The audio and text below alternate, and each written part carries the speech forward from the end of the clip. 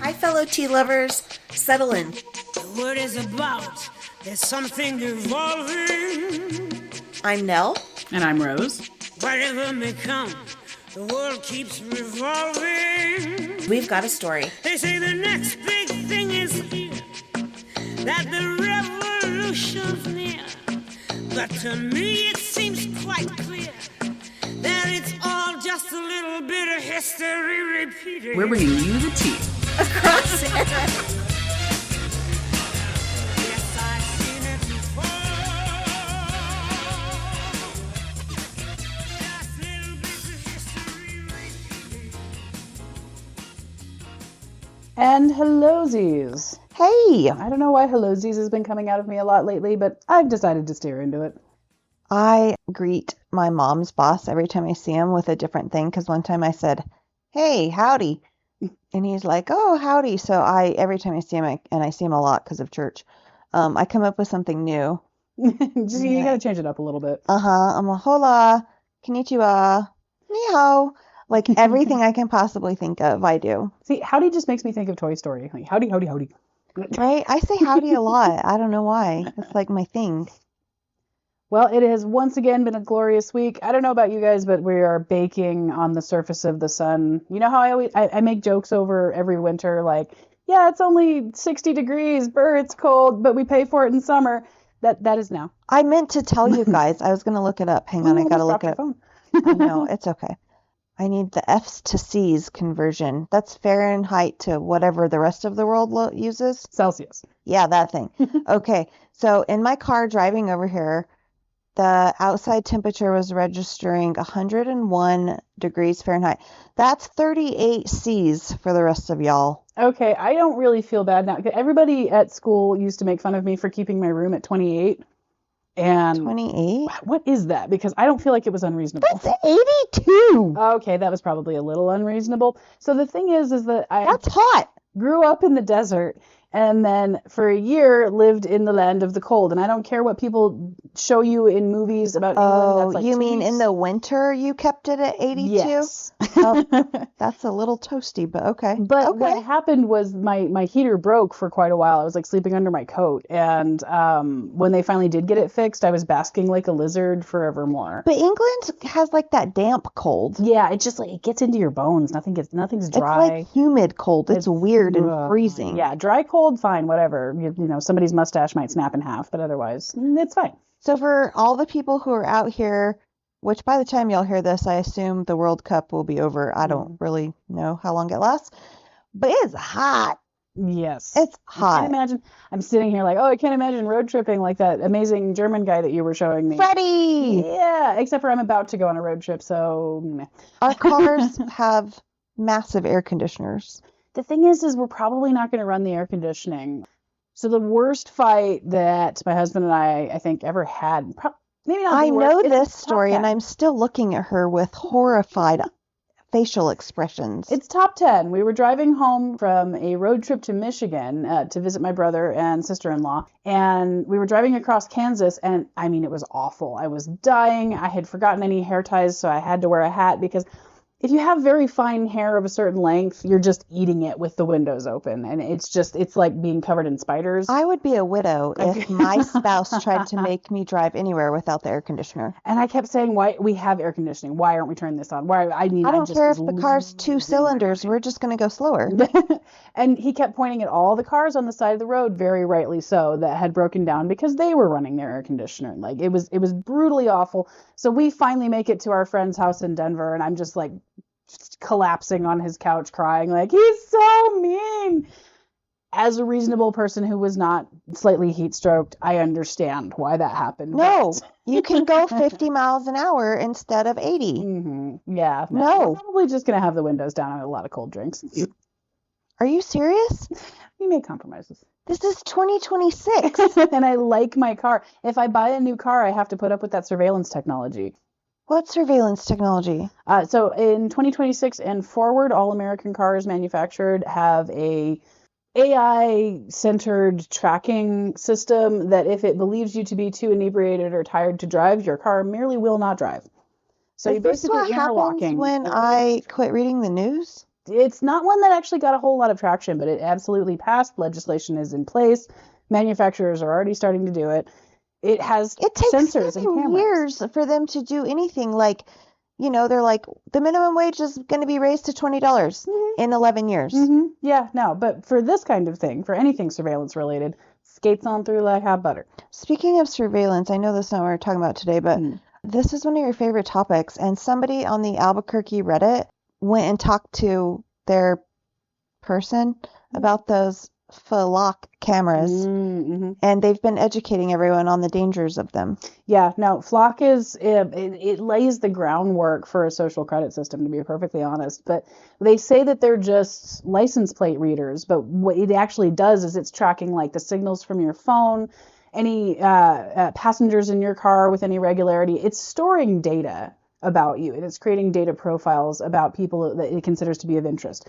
It's not public data what could be considered of interest. It's not public data who they are compiling the most information about. It's extraordinarily dangerous for so many reasons, and it's completely unregulated. If you have an ex that has legal law enforcement access to a flock camera, leaving the state may not keep you safe. Remember when you used to have to go to a red box to rent a movie? Those were just data trackers. Yep. I learned like the deep dive-ish way to turn off tracking on your phone. And when I went in and did that, this has been several years, obviously, you're like, I don't think red boxes are around anymore. No, but it's always an interesting case. They tracked every time you drove past one because I rarely rented from them. Yeah, but because your data was accessible, it was at least vaguely useful for them. Anyways. Well, today's topic could not be more relevant because it really distills down to stress and how we deal with stress and how stress affects our lives. Oh my goodness. I just told one of our coworkers, live, laugh, disassociate. Which honestly, reasonable approach these days. And I get it. It's screaming and weird and awful. Yeah. So what I want to talk today about is spoons. And I'm going to talk to you about... Kind we eat with? Yes, but also metaphorical spoons. So it's kind of both. Okay. So what got this started was, have you ever heard of the spoon theory? Only because you sent me a video. So the way that it was introduced to me, it's really cool to me how this has morphed from its origins, which were already fantastic. So the spoon theory, it has to do with your energy, your motivation, and your capacity. So the idea is that you look at your day as consisting of a certain number of spoons. Okay. So if you are getting up and getting ready in the morning, that's one spoon. If you are getting up and going to work, or you're driving to school, that's another spoon. Everything in your day that you need to accomplish takes a spoon, and you only wake up with a certain number that is normal to you. Yeah. If you're not feeling well, maybe you wake up with 2 fewer spoons, and you have to redistribute your day and redistribute your effort for how you're going to accomplish everything that you need to stay alive for the day. Like that's just in terms of bare sustenance. Okay. Yeah. And so it started with a 2003 essay from writer Christine Miserandino, which I hope I've pronounced correctly. Apologies if not, called The Spoon Theory. So I'm going to quote Wikipedia a little bit about it. She writes about a time that she told a friend about her experience with lupus. As they were at a restaurant, Miserandino took a number of spoons from tables and handed them to her friend. Miserandino said that while most people begin the day with an unlimited number of possibilities, people with chronic illness have to plan their actions in order to conserve their energy. The number of spoons represented how much energy was available to spend throughout the day. Miserandino asked her friend to list the different tasks and errands that she might perform on a typical day, with Miserandino interrupting and taking away a spoon for each activity, such as washing her hair or standing on a train, that required some effort or would otherwise be affected by lupus. So the idea of using spoons to represent energy and motivation, it started with her description of what it felt like to live with a disability, but it's been kind of broadened and expanded to explain what it's like to live with some kind of neurodivergency, or what it's like to live with some kind of mental health issue. And so it's the way that it was introduced to me was that, if you're having a low spoons day, you have low motivation, you have low energy, something is going on with your life that's limiting your capacity for some reason. And it's kind of it's like an interesting like mental health vernacular, like a neurodivergent vernacular. Like here, I'm giving you a spoon. Like, I'm going to help you out with this. Or like, I'm just feeling low spoons. I don't feel like I have the capacity for this today. I don't have the spoons. I don't know if anybody's ever told you that. No, at least not that I've been aware of. If somebody's asking you for like a complex mental task, I don't have the spoons it's become a vernacular for that. For me, what limits is not that I think I'm neurodivergent. It's the feds. They just walk in and grab all your spoons and then say, eat. And then they beat me over the head with them. I know. But yeah, so we all wake up with a certain number of spoons. We all have a different number of spoons that each task takes, and that's really important. Like, yes. For some people, washing your hair is a 1-spoon task. For me, that's a 1-spoon task. For you, I believe it's probably 2, 3. You have gorgeous curly hair, and it requires more. Yeah, I only wash it like twice a week, though. Yeah, my husband only washes his once a week, too. I don't understand how you guys live like that. If I washed it more often, it would fall out. Exactly. Okay, but that makes a lot of sense because I'm just going to use this example. Sometimes people will say something like, you have the same number of hours in a day as Beyonce. And I don't actually know how Beyonce lives her personal life because that's how she's made herself out. She's kind of a cool, mysterious lady. Yeah, she's got the money to cut herself out. I'm assuming that she doesn't have to do her own laundry. Mm-hmm. And maybe she does. I don't know. If she has 5 dogs like I do, I'm assuming that she doesn't have to spend an hour and a half walking them every day, you know? But maybe she has someone who can help her with that. Yeah. We might have the same 24 hours, but walking my dogs is 7 spoons. Right. And whether or not she chooses to do her own laundry, for her it's a choice. Yeah. Yes, we would like to be clean. So we do the laundry. Right. It's a different number of spoons. Yeah, okay. And I know that, like, the article, it feels like spoons was kind of like a random choice. Just what was right there. It was just what was right around. But I also think spoons are just a really, really great example of our mental capacity and our feeling of the ability to accomplish things, because spoons are so intrinsic to the human experience, a lot more than I really realized. I knew that that spoons were important to us historically, but I actually did not realize how deep down that goes. Yeah, you want to eat soup without slurping it out of the bowl, man. Right, but imagine you're a caveman and you've just invented soup and you've been sitting there with your hands like, hot, sticky, but soup good. There we go. So what do? You find a convenient seashell. The very first Neolithic examples of spoons are seashells that you're scooping up liquids with. I mean, that makes total sense. Eventually, the mentality of let's make a tool kicks in, and they had what's called the shaft. So for accuracy only, we do have to specify that the thing you hold is the shaft and the thing that you lip is the bowl. No, That's she did not. Accurate terminology, okay, baby? Spoons have had a significant presence in almost every culture on Earth. It's one of the earliest inventions in any kind of archaeological site that you're seeing. Yeah. I thought that the world's oldest eating implement had to be chopsticks. Doesn't it? Like, I just assumed, because I guess from an engineering perspective, like, it seems like you would stumble across that faster. It also seems like a lot of Asian cultures are just like so much more ancient than what I know. So I just assumed that those are probably going to be the beginnings. But I never thought about it, but I would agree. They also used spoons earlier than chopsticks. Like, every culture has had spoons. Isn't that wild? That is wild. Cutlery feels new. Like the fork is newish. Like Catherine de Medici was credited with bringing the fork to the French court, and it was called the Venetian conceit. Why don't we still call it that? Oh, we should. Hand me a Venetian conceit. Yeah, because, it was one of those weird Italian things that just makes you all bougie. And what do you think? You're too good to eat with your hands, cat? Maybe. Like, I don't want to eat, like, say, seafood with my hands, because then my hands smell like it. Right. So you either invent the spoon or you invent the finger washing bowl. And really, the spoon was more practical. Yeah, it is.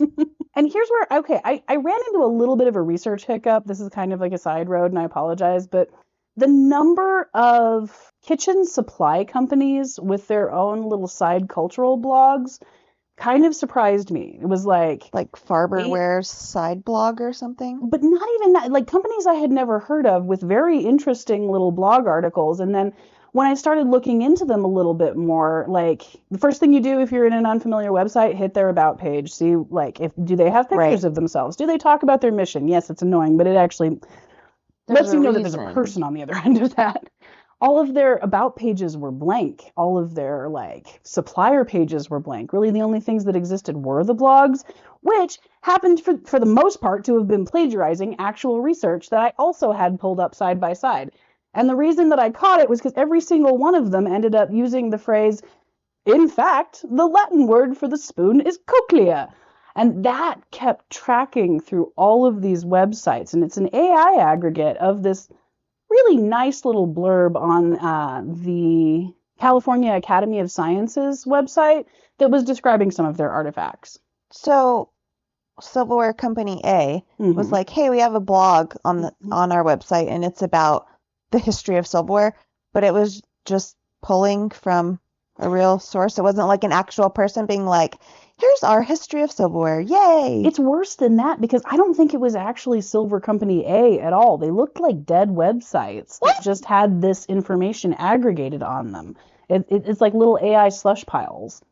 It's a very concerning little corner of research that I will definitely update y'all on, but I mean, my so by research practices clicking are having on to that evolve a lot. 100%, you sold all your information. I'm sure. I'm just going to call out this website. Okay, so, when websites actually easily give you the option of what you want, what cookies you want to track you, because I'm sure there's way worse ones that don't give you an easy option. Bored Panda. Oh. What in the world? They've gone so downhill. It's so tedious. I can't even look at anything on their website anymore because it's like, we want to sell your information. We also want to sell your kidney. We also want to use your blood type. And by opening us on your phone, we're actually going to now record every call you ever make. Yeah. It's okay, I'm exaggerating right and there. opting out is so 100% more difficult because they're tiling all of these ads in front of you and like kind of shifting how it's loading to where those buttons are right under where you need to click. I don't even go on their websites anymore. No, it's like going on the new Jezebel. I say new.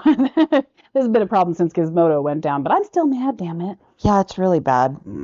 Anyways. But anyway, so that's so interesting. I did find one that also seems to have plagiarized this article a little bit, but that I also liked the article and it actually seemed to be written by a real person, or at least prompted by a real person. Ugh, I hate this game. Ew.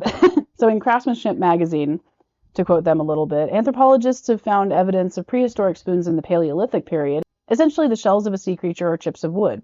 In fact, the Latin word for spoon is, you know what, I'm not even quoting them at all. That doesn't add anything. I'm just quoting the Academy of Sciences. In fact, the Latin word for spoon. In fact, the Latin word for spoon. So to quote the actual blurb, which wasn't even an article, it was just, it looked like copy from a museum piece. But part of the reason I trusted it was because they actually have the little catalog numbers. Oh, There's okay. really no reason to reproduce that unless you are actually using it for reference. So, in fact, and that was in there, in fact, both Greek and Latin words for spoon are derived from cochlea, meaning a spiral-shaped snail shell. This suggests that shells were commonly used as spoons in southern Europe. Does cochlea sound familiar? Yeah. Cochlear implant. Oh.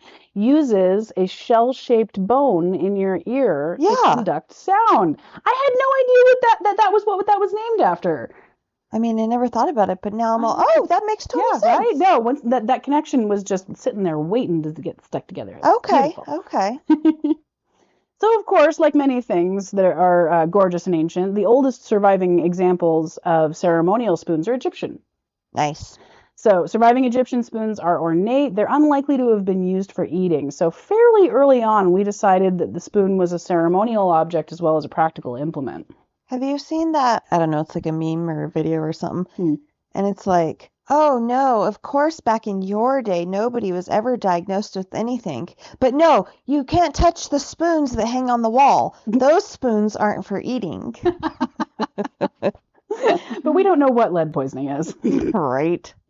So to quote an actual silver company, I believe.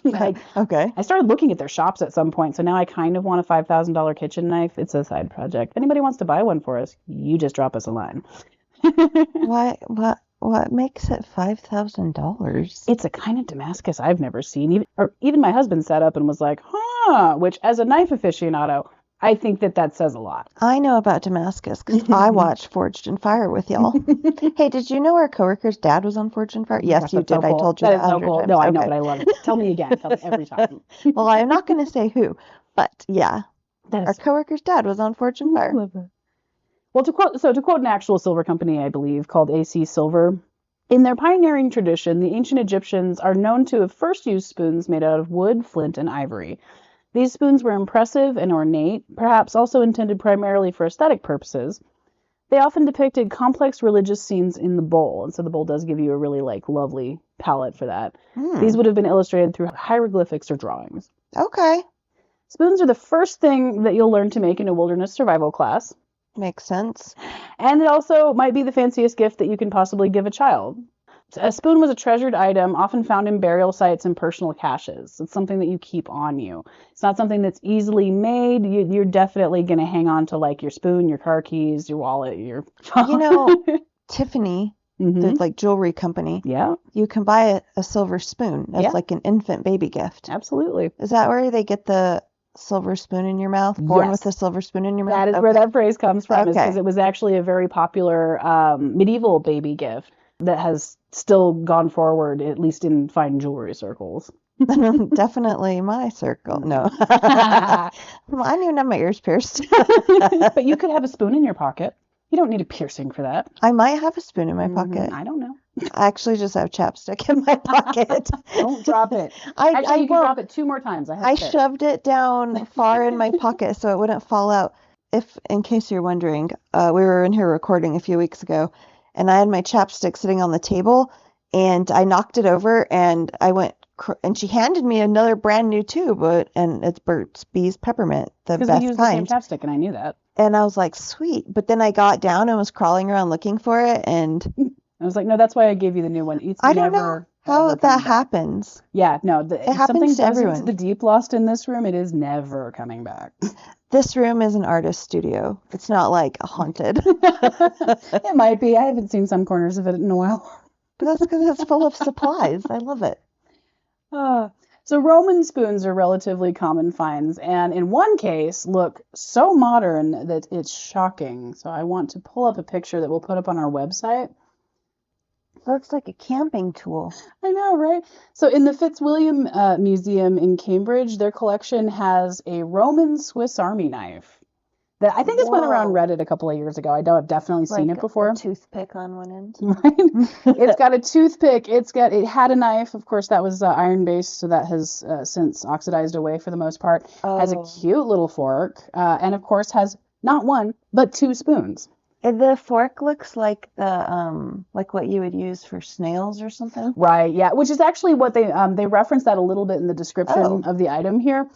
So I'll quote the Fitzwilliam Museum's website a little bit. So this folding eating gadget has a 3-pronged fork, a spoon, a spatula, a pick, a spike, and an iron knife, which, as we said, has eroded away. There is a hinge to allow each item to be folded out when it was needed, or folded away for ease of transporting it. The spike might help in extracting the meat from snails. Ew. Isn't that weird that snails are definitely Roman soldier road food? It's like how lobsters were actually prisoner food for a while in this country. I've tried snails twice, and neither time did I enjoy them. I actually really like them. I would totally eat them on the road. Just like by themselves. Yeah. So the first snail I had was in France, and we just got served like a plate of very large snails, and you had to like dig them out and swirl them in butter. Yep. And I choke on everything, so I couldn't just like chomp and swallow. I had to like chomp, chomp, chomp, chomp, chomp, and I hated it. Oh, we were at lunch a few weeks ago, and everybody had raw oysters for the appetizer. And I was like, well, you guys have fun with that. I'm just going to eat my salad. I don't like those either. And the second time was on a Disney cruise, and they were like diced, but they weren't like mixed into anything. I feel like I would have a harder time with diced. I mean, at least, like, I actually don't really like looking at the snail, but I do enjoy the flavor. Like, if they're cooked well, they're real good. I don't know how campfire cooking would do, but... I don't know either, but I guess if you're hungry, whatever. This part interested me so much. So the spike might help with the snails, but the spatula might have helped in scraping sauce out of narrow-necked bottles. It was a ketchup spike. Why don't we have those now? You know how you stick a butter knife in the ketchup and it all comes slurping? It was on the multi-tool. But that's also super interesting to me because They had sauce? yes, because the Romans actually technically invented Worcestershire sauce. I'm a person who loves a sauce. Like, not all foods need a sauce, but a lot of them are greatly enhanced by a sauce. Yes, I am so with you on that. And I'm a giant fan of Worcestershire anyway. I guess it's supposed to be Worcester, but I'm American. It has an anchovy in it. It does. So it's based on the Roman recipe, or at least it has evolved from the Roman recipe for something called garum, which was... The Gatorade? No. Oh. But it was at least partially made from fermented fish offal. Like you take your fish heads and your scales and everything like that, and you stick it in a bowl and you let it ferment for a while, and then you pour off that liquid, and that's your basis for that amazing sauce that you're then going to pack away in your pack lunch when you go to meet Hannibal and his elephants. When you say awful, I'm assuming it's like OFFEL or yes. something, not AWFUL. You know, I feel like those are often interchangeable. I'm not an awful kind of person. Womp womp. But if you have your little tiny bottle of garum, it's like the Tabasco bottles that they used to put in MREs for the Army in World War II. Makes anything edible. That's true. I carry purse hot sauce, not Tabasco. I carry Texas Pete. I don't have a packet of Cholula in my purse right now, and you can't prove that I do. I mean, I also like to carry a tiny bottle of what's that red delicious stuff? The powder, the grainy. Yes. I love that stuff. I carry a small one of those. And then if ever anyone is like ordering from Chick-fil-A, I will be like, could you order, I don't know, like 50 extra hot sauces? I know that's terrible of me, but Chick-fil-A has the individual packs of Texas Pete's. Nice. Kind of how I feel about the teriyaki sauce from Panda Express. I don't know why that's so good, but like I'll hoard packets of that and cook with it. It's amazing. It is. I don't know why either. Well, to finish out quoting at the Fitzwilliam Museum, so while many less elaborate bronze folding knives have been discovered from antiquity, this Roman multi-tool's complex design and the fact that it's made from silver suggests that it's a luxury item, so probably not for your average soldier. Perhaps a useful gadget for a wealthy traveler or a soldier to show off, but not really intended for heavy use, as silver is soft and a pliable metal. That's super cool, though. It really does look like a Swiss Army knife. They make reproductions. I kind of want one. To actually eat off of it. I don't think I'd actually eat off of it anyway. I'd probably just pull it out at parties. Like, look at the spoon! I like that you mentioned that you still go to parties. When I go to a party, it's like my friend's kid's 8th birthday party. It just really depends on the day. It could be that. It could be... We were hanging out at the coffee shop this morning, and a bunch of kids like just surrounded. It was just like, birthday party? No, just regular, almost Saturday? Okay, well, you're kind of children of the corn yet, but you're cute. Have a good day. Was your husband juggling? He was. It's a factor. I mean, yeah. Somebody was asking me what your husband did, and I'm like, I don't know if he's doing it again right now, but I know last summer, like, the city had him teaching kids juggling or something. He lives his best life, and that's his job. For almost 20 years, he sat on a sizzling roof, and he fed us with his hands, and I love the fact that he doesn't have to do that anymore. I think it's nice that he, like, retired, and quite frankly, and I don't mean this in a bad way at all, because I know this kind of gets, like, a specific rap these days. He's like the house husband. One of the most masculine people I have ever encountered in my life, and he also cooks all of our meals, is fabulous at it, is currently doing the dishes. And he and I both agree that only us in our households know how to load the dishwasher. I swear. No offense. When he hurt his arm the first time I loaded the dishwasher, and I did it the whole time he was laid up, but the first time I was like, look, sweetie, you're going to see some things. Right. Just understand that I'm trying. When my daughter's at my house, and I love having her visit, obviously. Yeah. And she's like so sweet, and she'll like do the dishes, and I open the dishwasher and like my eye starts twitching. But it's not because it's actually wrong. It's just not the way I do it. Right. It all got washed. Well, you want to do it this way. I'm like, no, actually what I want to do is stick a green bean up your nose. You backseat driver. Okay. Back to our regularly scheduled programming. Our regularly scheduled spoons. See, that was an extra spoon, but it was worth it. Ba-boom. So, like we were saying earlier, to be born with a silver spoon in your mouth is a reference to a medieval tradition of giving a silver spoon to a baby as a christening gift. So, as usual, the Tudors took this 10,000 steps farther, and the traditional christening gift, specifically from your godparents, was a set of apostle spoons. What's an apostle spoon? Let me tell you. Back to Wikipedia. Originating in early 15th century in Europe as spoons used at table, often produced in sets of 13, the 13th showing Jesus, usually being referred to as the Savior or Master Spoon. The British. What? It's a set of 12 spoons that represents Okay. the 12 apostles that have little busts of the apostles or little scenes from their lives carved into the bowls of the spoons. They're ceremonial. They're meant to just be handed down. Okay. But when your godparents give that to you, that's sort of like they're giving you luxury and prosperity for your life. Okay. Yeah. And they appear in wills. They're definitely something that was highly prized. It indicated the fact that they appear in wills indicate that they had enough value to be documented and to be passed on to future generations. Okay. Especially because a lot of times when we see wills, like from medieval, Renaissance, early modern, those survive a lot of times because of legal contestation. Like a will that hasn't gone through a probate court has no reason to have been preserved for a lot of cases. Yeah, that makes But sense. if a tax assessor had to go through and say these are all the things in the house of value, then we see those wills and records. Okay. And tax assessors will always talk about the spoons. That's so interesting. I wonder who in my family has the spoons. No one.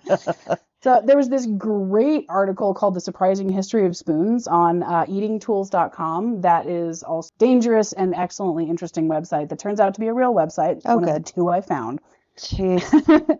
That also has some amazing kitchen knives and wildly cool spoons. I've never seen shapes like that. So that was fun to look through anyway, but they also actually do have a really interesting little blog. So this was from The Surprising History of Spoons by Elettra Weiderman. Fun name. So the golden age of spoons was Victorian times in England. According to Silver Magpies, a site dedicated to antique silver and flatware, the rise of industrialization combined with a growing middle class with money to spend eventually led to the great flowering of the spoon, which hit its peak in the Victorian era. While at this time there existed basic tablespoons, teaspoons, serving spoons, these basics exploded into a bewildering taxonomy of new subspecies. My goodness. There were spoons that today would be esoteric, like the aspic spoon, which featured a long bowl with one sharpened edge to help one cut through the suspended, denser objects in a savory jelly. I don't want a jelly. Yeah, no, jelly and meat. So there were not just general soup spoons, but large ones for hearty gumbos or chowders, medium-sized ones for cream-based soups, and tiny ones for bouillons. There were seemingly spoons for every single type of fruit: melon spoons, grapefruit spoons, berry spoons, citrus spoons. The country was fascinated in other special utensils, that was for sure. There were sardine forks, jelly knives, and oyster forks, among others, but no utensil was replicated quite like the classic spoon. And according to Judith Martin in a Miss Manners column in the Chicago Tribune, silverware was a favorite Victorian sport. Inventing specialized tools and acquiring them before the neighbors knew how to use them was what people did to while away the time and work out their aggression before they had video games. Okay, so I have some very specific silverware. It's probably not silver, though. Actually, the one thing that is silver is something the previous house owners left behind. Oh. It's like a small spoon, like that you hang on the wall. It's a Rolex Oh, spoon. wow. Isn't that weird? I didn't know Rolex made spoons. Me neither. I was very confused. But I have a grapefruit spoon. With the serrated edge. Yeah. Mm-hmm. And I have, well, I didn't know until very recently, like a fish knife. Oh, I just thought it was that's a what weird butter swoopy knife. thing is, huh? It's not really well, it kind of has like a the curly. on the end. Yeah. I thought it was just a weird butter knife, to be honest. And then I have, like a regular knife, but it's smaller, which technically is the butter knife. But could be a cheese knife, depending on the set. Right. It's very interesting. And I think they're mostly now referred to like as melon ballers. And Yeah, they've like been the made scoopy like a things. little more scoopy, less easy to eat out of. Because it's really more for like creating that presentation. Yeah. You're putting out toothpicks. Yeah, exactly. But yeah, I definitely inherited all of that. Personally, I want gold silverware now, but I'm very particular about the kind of gold I want. And every time I'm like, this is the one, I look at the price and I'm all, JK, I have perfectly good utensils. Well, spoons did in fact act as Victorian entertainment, and that is where we get the souvenir spoons, like that Rolex one that you would hang on your wall. So that became popular in the mid 1800s, and there's a really cool PBS article about them. Really? Yeah. Love you, PBS. Please don't die. Oh my gosh, right? So to quote them, souvenir spoons grew out of the birth of leisure tourism in Europe around the mid 1800s. Oh, that makes so much sense. Yeah. Wealthy Americans on a grand tour in Europe brought home these souvenirs, and those, of course, are the swankiest of the fanciest of the fancy souvenirs. A silver spoon, because they're real silver. Right, yeah, because at that They weren't point, just the tourist silver colored. spoons, yeah, the tourist spoons when they started you're bringing home a sterling spoon, of course. I mean, who would buy pewter? Oh my! Well, I don't want mine to get misshapen when I throw it in the dishwasher. So the first souvenir spoons produced in the United States were products of well-traveled silversmiths. So the inaugural wow, say that 3 times fast. The inaugural silver souvenir spoon. Inaugural, like, not. Very first one in the U.S. Oh, wait, the president gets a spoon when they get inaugurated? Just kidding. Oh my gosh. Not really. Okay. Go. Okay. So the first souvenir spoon was produced in 1889 by a company called Galt Brothers in Washington, D.C., ironically. Oh, okay. It featured a profile of George Washington and was created to mark the 100th anniversary of his presidency. It was shortly followed by a Martha Washington spoon, another great couple. A year or so later, the most famous collector's spoon ever to be created was designed, sparking a national obsession that lasted until World War I. In 1890, jeweler Seth F. Lowe visited Germany and purchased several unusual spoons. Upon his return, he designed the Salem Witch spoon for his father's company, and it was trademarked on January 13th, 1891. Lowe described the design as featuring a raised figure of a witch, the word Salem, and 3 witch pins of the same size and shape of those preserved in the courthouse at Salem.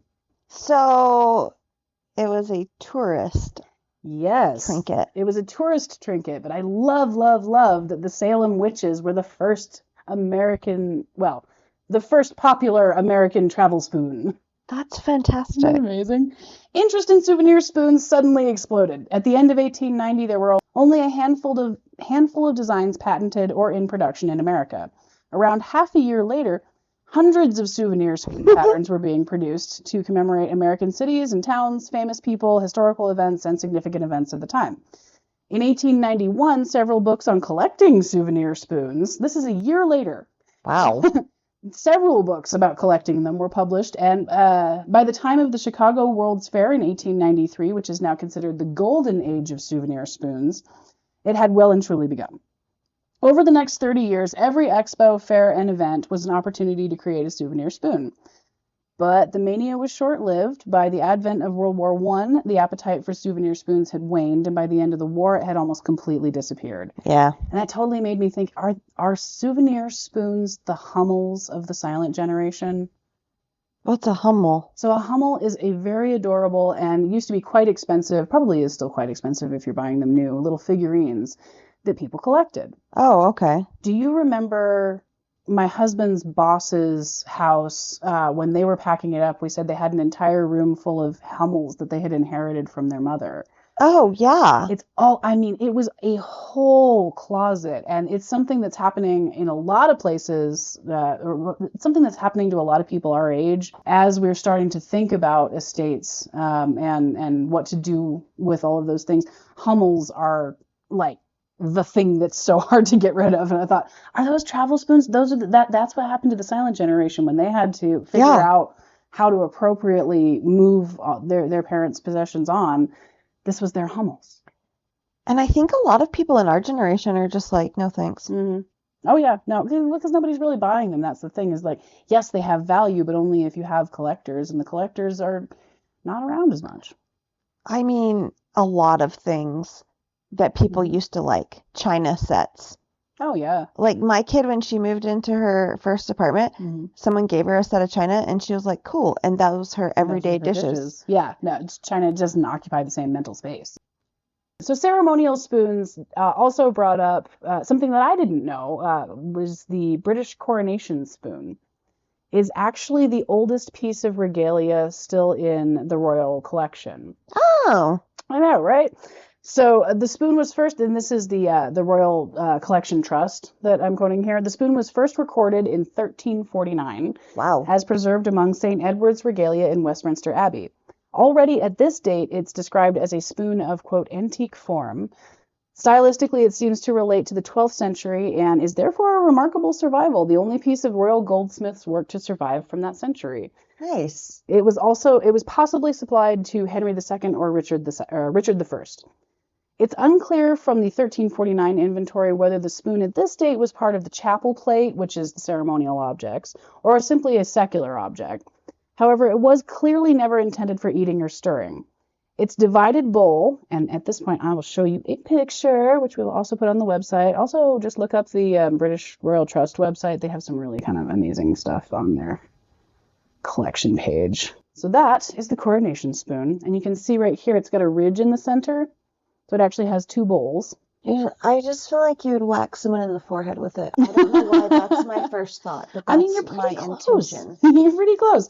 So I don't know, something about a coronation spoon? what they do is that the ampule of oil, when they're doing the anointing of the new sovereign, the oil is poured into a spoon before anointing the monarch. Why is that so funny to me? Well, did they pour it on half the spoon? What went in the other half? So the reason it's divided is so that you can stick two fingers into each individual thing and then place the oil on the forehead, the breast, the shoulders, and I don't know. That makes sense, because, like, if you do the sign of the cross, forehead, shoulders, breast. It may originally have been used for mixing wine and water in a chalice, but it was certainly used for the anointing of the sovereign during the coronation of James I, and has been used in every coronation since. So Charles III, anointed with the spoon. Is Charles III the current Yes. dude? Okay. The only reason that this piece of the regalia survives is because in 1649, the rest of the collection gets melted down. When the monarchy was thrown out of England, Charles I is beheaded. The faction that takes over, they take all of the royal regalia and they melt it down. They're like, we're not about the conceits of the monarchy. This is going to pay the people. But during this period, the spoon was sold to a Mr. Kinsersley, who was a yeoman of Charles I's wardrobe. So, one of his servants. It was sold to him for 16 shillings. He hung on to it, and then when Charles' son, Charles II, returned to England, he gave it back to him so that he could use it for his coronation. So it was actually an unbroken chain of being used in coronations since James I. Interesting. Because this one guy was like, they're going to want this back. 16 shillings. I bet that was a lot back then. Yeah. But yeah, used for Charles III's coronation. That's so interesting. Okay.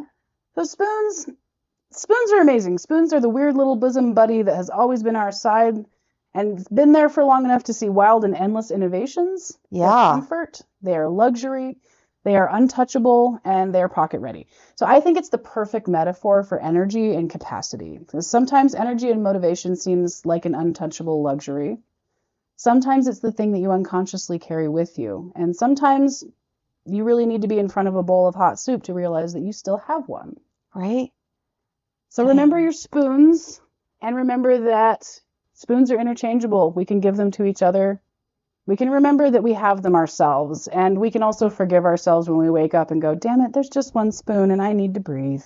The next time I have my one-on-one with my boss, and she goes, do you remember that thing we talked about 3 weeks ago? And my usual reply is like, no. And then I re-explain to her that if it doesn't apply to what I'm doing right now, I've had to yeet it from my mind because I only have so much capacity. I'm going to be like, I melted down that spoon, and I'm not going to explain it to her. Listen to the podcast. Thank you guys so much for listening. I hope you have many spoons in your day, and please, History responsibly.